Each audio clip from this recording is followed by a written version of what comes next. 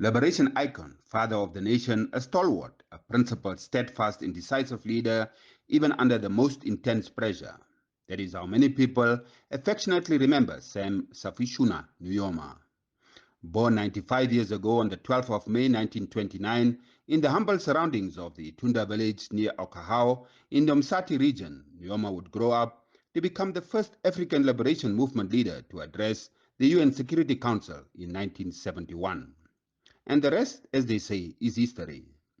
He would become the founding president of an independent Namibia on 21 March 1990. But both before and after independence, he left an indelible mark on many people. Harmony, him embracing all of us, and also reaching out to the white people too. Because he realized to build this country, we need to hold hands.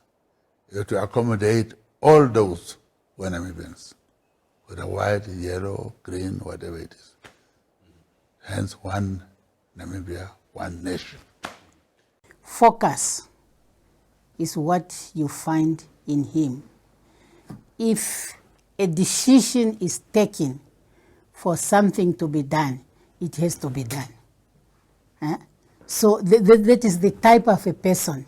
When you take a decision, and he doesn't, I think he does deep analysis of what he wants to do.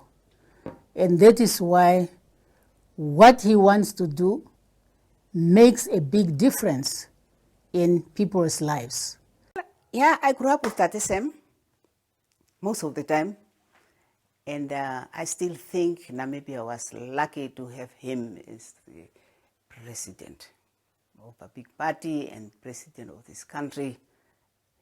From zero up to here, we started with him, and we succeeded. We put a background for Namibia. He was counseling us, and he said, time wasted never returns. Respect time all the time. And that has been my guiding principle throughout my life.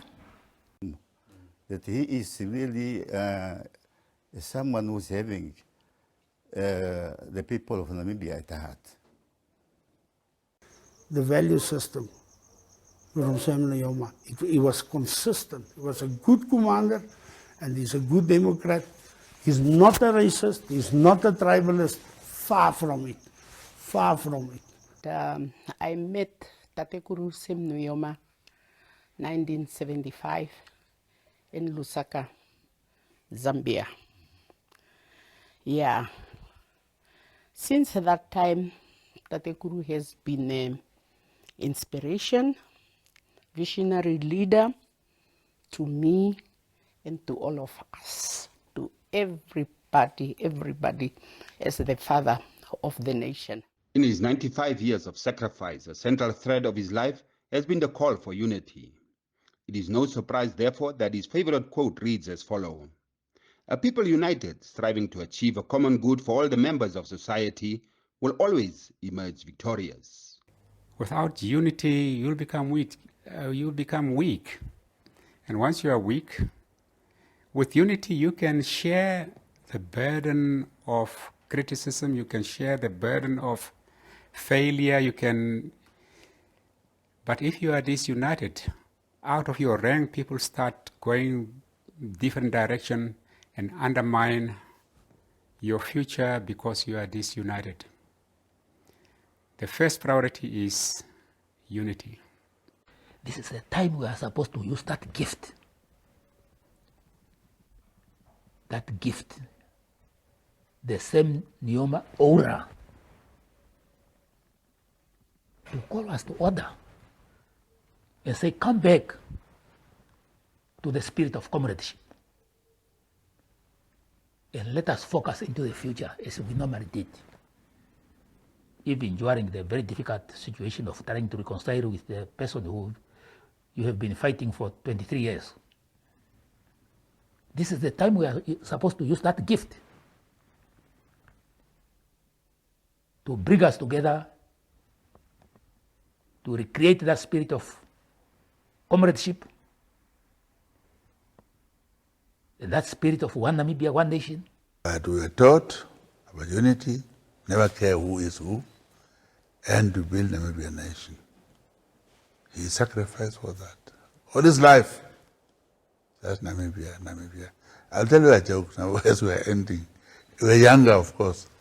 Now, when you were with President Nyoma, it's just about struggle. So we young people will say, we're just going to be told, we're escaping to go and a little bit have young people's life. But with him, it's any time you are talking about the struggle. That's a commitment we're talking about. And a person who committed such time and energy on trying to build this country, first to liberate it, then to build it, and to maintain peace, hoping to maintain peace, and to see prosperity for this country. It will be our greatest gift if we can do it, at least to start to address these issues while he's still alive. Yes. So tribalism must die in order for the nation to be born. And that is one of the biggest challenges we need to tackle today. Sam was right.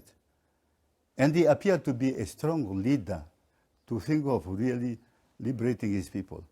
Had it been that he went back to New York as a petitioner, Namibia would have been under South Africa up to now. What we can give back to him is the value system that he tried to install on us: hard work, education, discipline, respect. If we can show that to each other, Nyoma will be vindicated. And as long as he lives, we have a chance to do that. Sam Nyoma was a driver for the development of Vision 2030. And as a Namibian citizen, for me really to appreciate what Sam Nyoma has done, having now led our people to independence, we should really, in all fairness, commit ourselves from the time this Vision 2030 was developed, so that everything we do in our individual capacity, collectively, officially and otherwise, gear our efforts to see that the objectives of Vision 2030 are realized. Celebrating his father's birthday, the eldest son, Utoni Nyoma, also paid a fitting tribute to his mother on Mother's Day.